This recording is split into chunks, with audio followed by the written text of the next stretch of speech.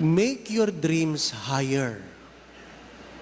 Make your dreams higher so that your aspiration will be higher. You don't adjust your dreams to your strength. You adjust your strength to your dreams. My dear friends, my brothers and sisters, you must be willing to do something that you have not done before.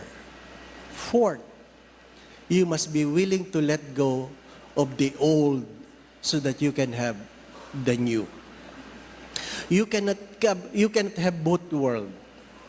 Hindi pwedeng dala mo yung luma at gusto mong ikaw ay bago.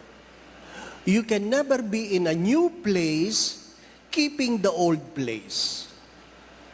You have to keep that in mind.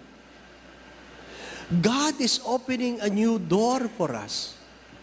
It's up to you whether you step in or you keep where you are. Ano sinasabi ko palagi?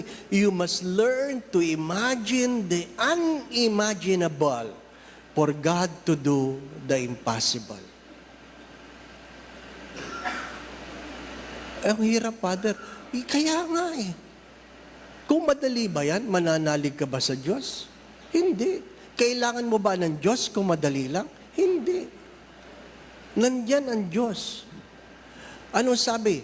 Pag ikaw ay dinala ng Diyos sa tuktok ng bundok at sinabi ng Diyos, tumalong ka, tumalong ka. Huwag kang maghanap ng ibang Diyos. Tumalong ka.